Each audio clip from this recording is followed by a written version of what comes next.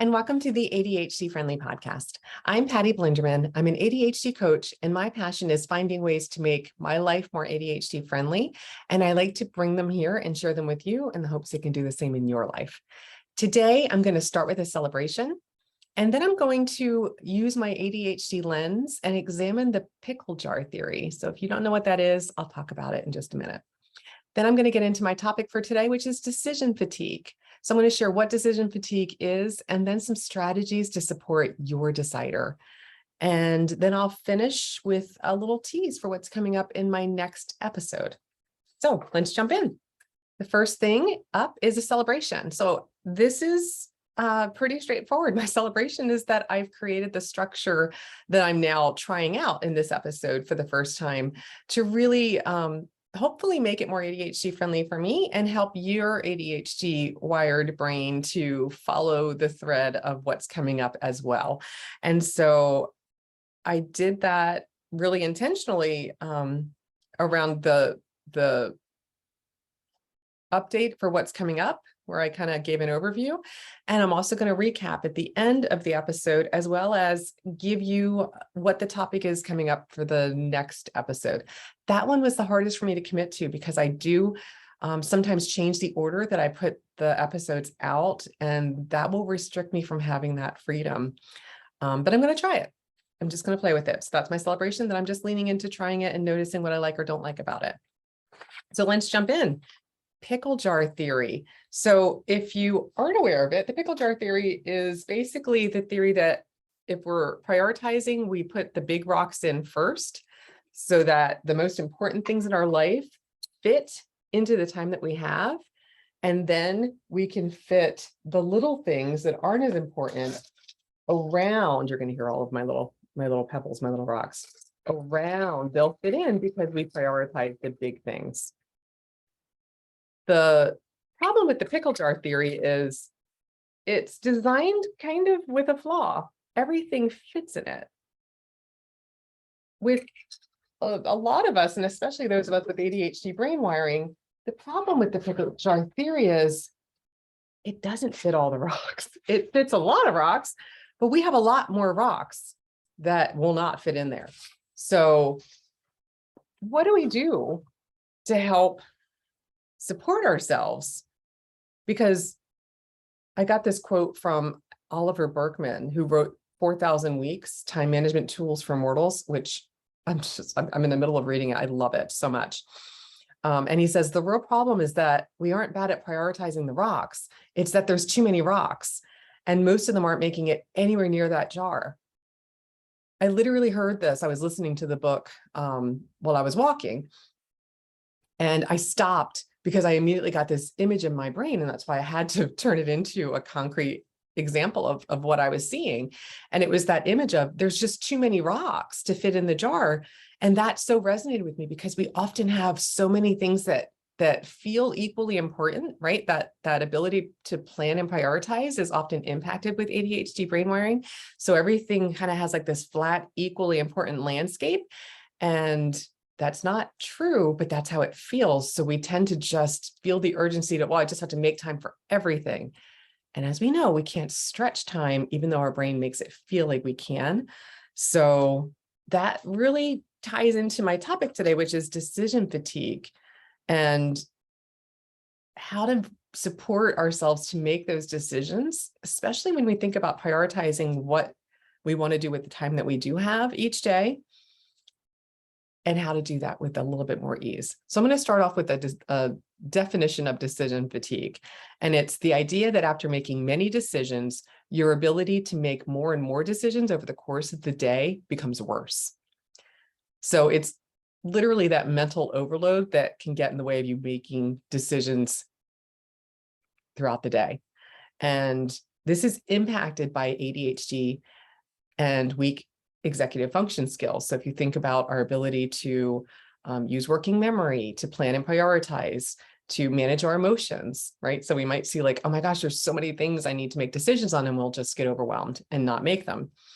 And according to Dr. Lisa McLean, she's with the American Medical Association, she says by the time the average person goes to bed, they've made over 35,000 decisions, and each of those decisions takes time and energy.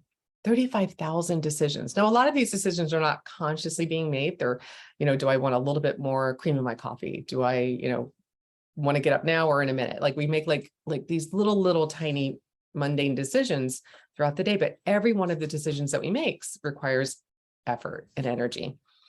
And Dr. McLean says the more decisions or the more choices you have to make, the more it can wear on your brain, and it can cause your brain to look for shortcuts. I call those default mode decisions. I'll get to those in a second.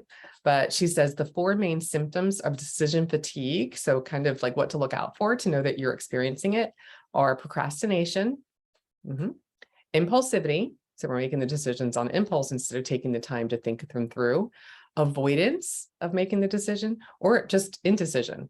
And that always reminds me of the quote from the song by Rush called Free Will. They say, if you decide not to decide, you still have made a choice. You've decided not to decide. So indecision being the 4th symptom of decision fatigue.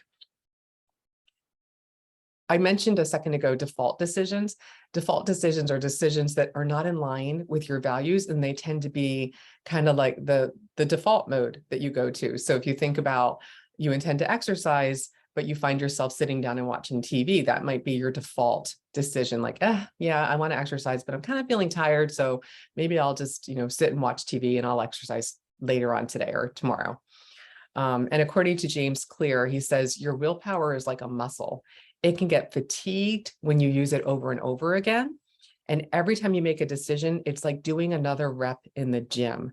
The strength of your willpower fades as you make more decisions. I love, again, that analogy of a rep in the gym. It literally connects what it's like, that fatigue that we feel when we're making decisions, and the importance of minimizing how many decisions you're making so you have that energy in reserve to make the decisions that are really important with more ease. So how do we do that? We need strategies, and not any strategies. We need that ADHD friendly way of strategizing, making decisions. And I'm going to share a few of them and some personal examples in the hopes that maybe they'll help you to think about what would help you to make decisions with more ease. So the first is to reduce temptations. That's going to save your willpower.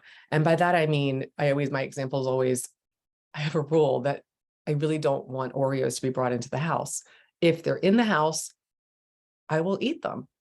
So if I have to go to the store to buy them, it's much less likely I'm going to find myself eating a bunch of Oreos. But if they're in my kitchen, even if I put them in the pantry or, I put them someplace that isn't as convenient, I know they're there, and I'm going to use a lot of energy trying to tell myself I don't need to go get another Oreo. So just not having it in the house is reducing that temptation, and it's increasing resistance because I have to go and get in the car and drive to the store if I'm going to buy them in order to eat them. I have the same rule for M&Ms. Just can't have them in the house. Another example is I do intermittent fasting. I've been doing it for over 3 years now. And with my intermittent fasting, I just don't eat after 1:30. I can't even begin to tell you how much that impacted my decision making ability, because I wasn't as fatigued, because there wasn't all of these, what am I going to have for dinner? What am I going to have for dinner? What time am I going to eat dinner? What am I going to make? Do I feel like making that? Do I have the things I need to make that? I don't have dinner. It frees up all of this time. And that was always such a big drag on me that it maybe gave me more of a boost than it would if you enjoy cooking. I don't. And I have a hard time deciding what to make and how to make it and how much time will it take, and is it going to even be tasty that I'm going to want to eat it when I'm done? Do I want to make a double recipe for leftovers? Well, all of that. I don't have to decide anything. So intermittent fasting for me, just don't eat after 1:30. Done. Or maybe another example could be to reduce your temptation of maybe like hitting the snooze button in the morning might be putting the alarm out of reach. So you don't have to think about it. You don't have to resist and use your willpower. You have to get up and turn it off. It's not going to turn off because it's not close enough for you to hit the snooze. So just thinking about what would reduce your temptation so you're not using all of your effort trying to not do something, or increase your resistance. So it's going to make it harder for you to do something that might be a default mode decision. So like I said, not having the Oreos in the house, or even like putting the remote control in a lockbox that doesn't open until, you know, a certain time, or you put it in and it closes for 3 hours. You can't get to it. So it's just not there. Keeping your phone out of reach, so you don't just automatically go grab the phone and then you find yourself on your phone.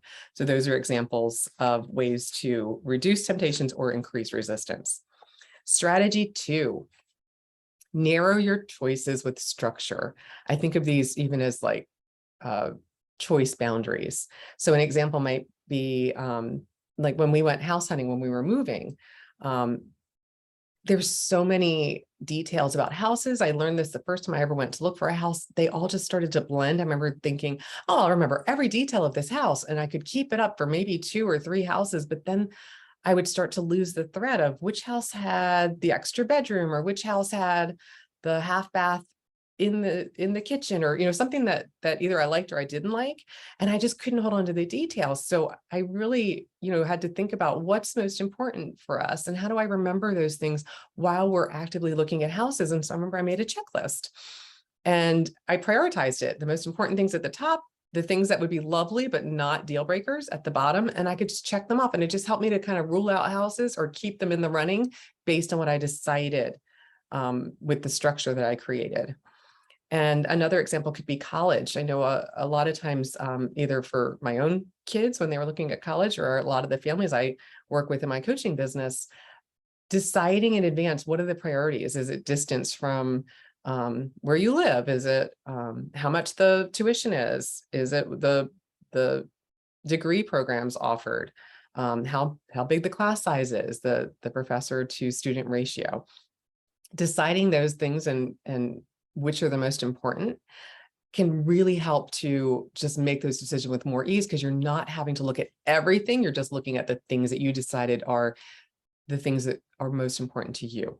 So those are, again, just some boundaries or narrowing your choices with some structure.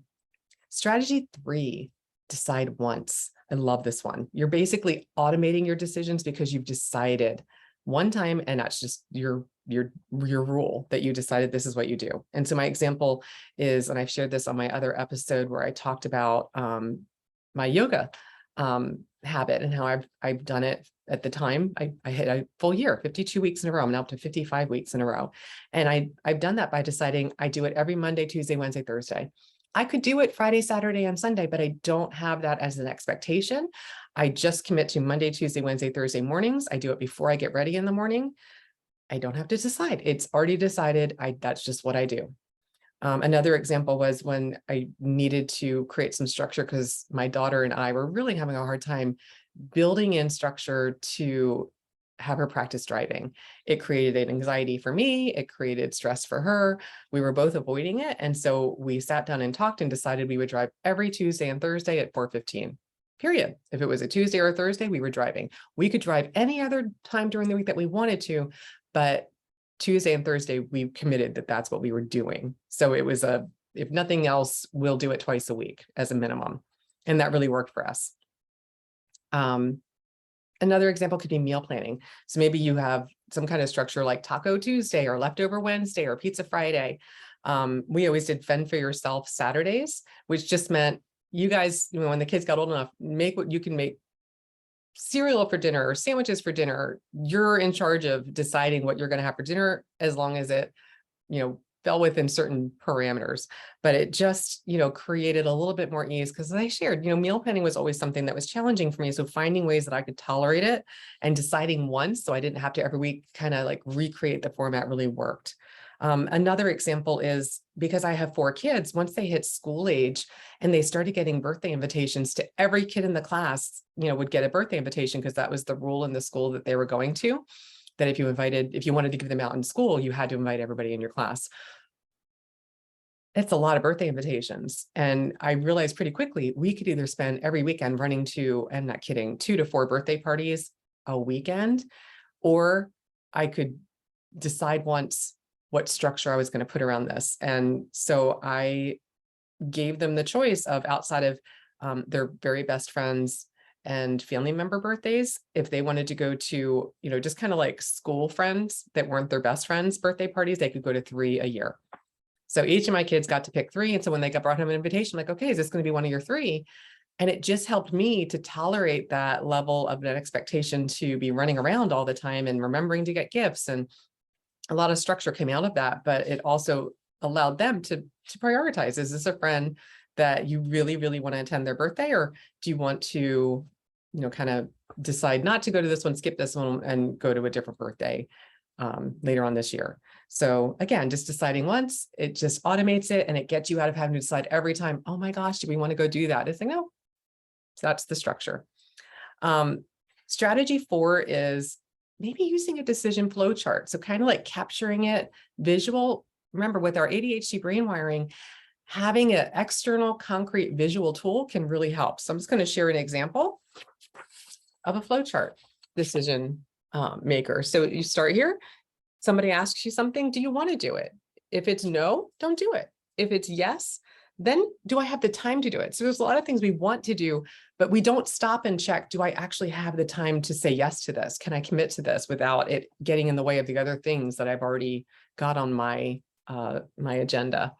So if the answer is no, then don't do it. If the answer is yes, then we can check in and say, does this align with my big rock goals? Remember, going back to the big rock priorities, is this something that aligns with that? If it's a yes, then yeah, do it. And so this is kind of criteria just as an example. But I always want to invite people, like, what would your criteria be? And I've seen people do this around shopping. Like, do I need it? No, don't buy it. Do I need it? No, but, or yes. Okay, but do I already have something that can be used for this? No. Okay, then maybe I'm going to need to buy it.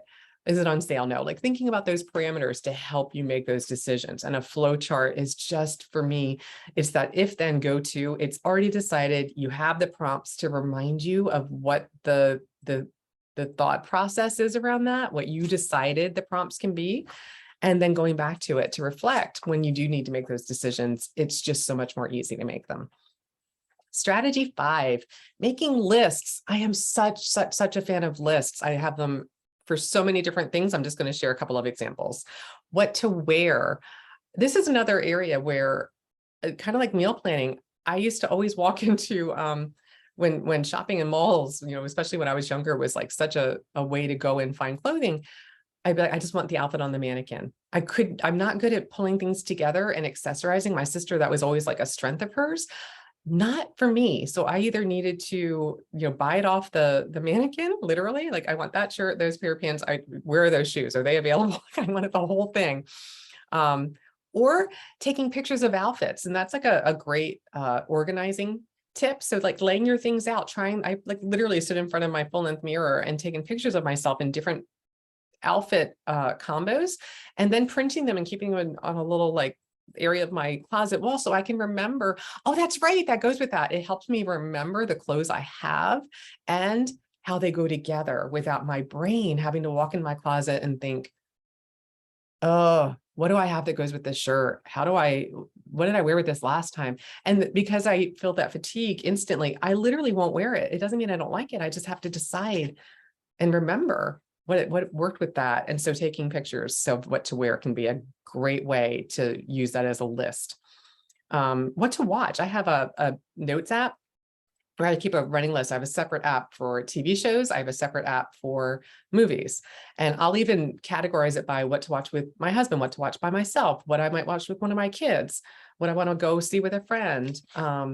It just helps me to hold on to it, because what I know about myself is if I'm sitting down and I'm like, oh, I've got some free time, I want to watch something. What do I want to watch? If I don't have a list to go to, I can't tolerate the scrolling. I keep the clicking noise of going through it. It just fatigues me to no end. So having a list just makes it easier for me to watch something when I want to watch something. And it's usually something I actually want to watch because I took the time to write it down. I make a list of books I want to read. That's another area I have a hard time remembering, and it pulls me into reading so much more ease if I already have a list. Often I'll move away from it, but it just creates that sense of calm to know it's there. So if something's sparkly, I want to read, great. But if not, I know I have a list to go back from that. I put only books on there that I am really interested in reading.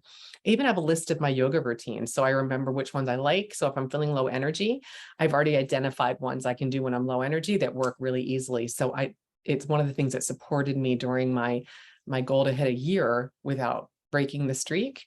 Having that list really was key. And then even like a list of restaurants of where I want to eat. This was really important when we moved, to try to remember there's so many great places to eat in the Chicago area. So to keep a list of where we ate and if we liked it, but also a running list when I got recommendations of where else we could go if we haven't tried it yet. So I remember what they were. So lots of ways to use lists, shopping lists. You know, there's a lot of like the standard, but these are just some examples of how you might be able to take, like, level up your idea of using lists to support your ability to make decisions.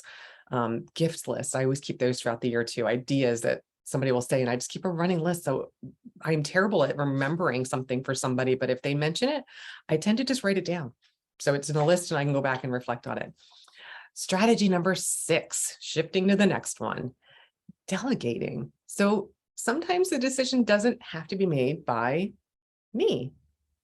So I delegate it. And that could be, let somebody else pick the restaurant. I might say, you know what, I'm not in the mood for, like my husband's favorite go-to is Chinese. So I might say, I'm not in the mood for Chinese tonight, but you can pick anything else. And I'll absolutely go and I'll be happy and I'll pick something. And just not having to decide allows me to be a little bit more flexible, because I know how much energy it's going to save and how much time it's going to save, not to try to have to decide. Maybe asking the server at the restaurant, what would they recommend? Sometimes I'll do that if I'm like trying to decide between two things and I just don't know and I really want them both. I'll be like, which of these two would you recommend? Just, outsource it. Let somebody else decide for you. Another example of that is my daughter uses the Magic 8-Ball app on her phone. If she's trying to decide if she should have another cup of coffee, she's like, oh, Magic 8-Ball, should I have another cup of coffee? And she'll, flip it and it comes up, yes, or decidedly no. It's just an easy way, a fun way. If it's a light decision, not kind of like a heavy, really important decision, but just an easy decision to make, outsource it. Let the Magic 8-Ball make the decision. Or flip a coin. If you're trying to decide between two things, flip a coin and just notice if you're like, if it lands on heads, it's this. If it lands on tails, it's this. Often when we're outsourcing it in this way, when you flip the coin, notice while it's in the air, before, when it lands, before you look at where it landed, what are you hoping? Are you hoping it's heads or tails? That often your intuition will let you know which one you intuitively are kind of rooting for. And the last is an example, something my brother does with his annual vacation. They take turns deciding amongst him and his wife and his in-laws where they go each year. So when it's your year, you get to pick. When it's, somebody else's year, you outsourced it. You're only having to pick one out of every 4 years. And so you may be looking forward to it, but then you also know the other three years that you don't have to decide. So again, that one's just delegate the decision, outsourcing it. Strategy number 7 is my last strategy, and that is to capture your decisions in your personal owner's manual. So just like I shared with writing down my lists of things that I decided I want to watch or I want to read or restaurants I want to try, if I don't have that in a way I can reconnect to it, I can't use it. Decisions that I make around my example with my house hunting, that's in my palm. And we've had to move a few times over the years because I created it and I kept the decisions that were most important to me in my palm. I could go back and look at the list and see sometimes my priorities change depending on where we were and how many kids we had at the time and what the needs were. So schools may not have been really important with our first house, but our second and third house, yeah, they were really important. So that kind of changed in the level of where they were on the prioritization list. But because I had it in my palm, all I had to do was go in and change the criteria to meet my current needs. I didn't have to reinvent the wheel. So capture the decisions you make in your palm so you can remember, no, we decided next year we're going here for vacation. You got it documented. You don't have to worry about it. It's in your palm, your personal owner's manual. I did this even when I picked a car model. I was so torn between two different types of cars I was looking at, and then I would lose the thread and forget, what was it about this one? Which detail did this one have? Capturing those details really helped me. And then when I'm in the market for a car, hopefully not for many years, but I can go back and see what was important and are any of these still important to me? Or what's important today, because my priorities change. I don't have to, again, reinvent the wheel. I can look at what I already had because I captured it in my owner's manual. And I'm going to go ahead and say it now. We say it at the end of the podcast, the best time to start your personal owner's manual was when you were a kid. If you haven't started yours yet, the next best time is right now, today. Just capture your list and put a copy of it in your palm, digital or physical. The bottom line is, this is my wrap-up quote from Lisa McLean. She says, the bottom line is, look at all the big and little decisions you make every day and think about how you can simplify your life. By changing your habits and setting up the right routines, you can decrease your anxiety and conserve your energy for the decisions that really do matter. Love that. All right. So to recap, we talked about how to look at the pickle jar with an ADHD friendly lens. How do you know if the things that you've prioritized, the big rocks, are the ones that really need to go in there? And how do you manage if you have too many big rocks, right? So deciding the criteria and remembering what you decide by putting it in your palm. And then we talked about decision fatigue and how the average adult makes 35 decisions every single day. So how to support your decider to not get overwhelmed and go to default mode decisions by using an ADHD friendly strategy.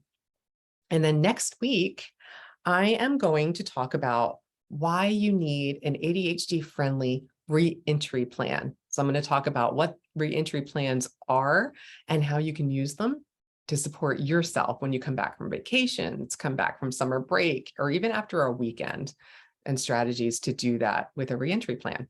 And I'm also going to do a medicine cabinet check-in. In episode 4, almost exactly a year ago, I did a whole episode where I talked about organizing my medicine cabinet, and it's been a year. So I checked in, and I'm going to update on how it looks, how it worked, and what I've changed to make it work even better. So that's all for this week. Once again, if you haven't followed or subscribe to the ADHD Friendly podcast, I invite you to please do that. I am trying to increase my subscribers to get to my goal of 100 subscribers. And remember, if you haven't started your palm, ADHDfriendly.com is my website. I have tons of resources and free tools, as well as some groups and coaching around supporting you to make yours. That's all for this time. Until next week, tally ho.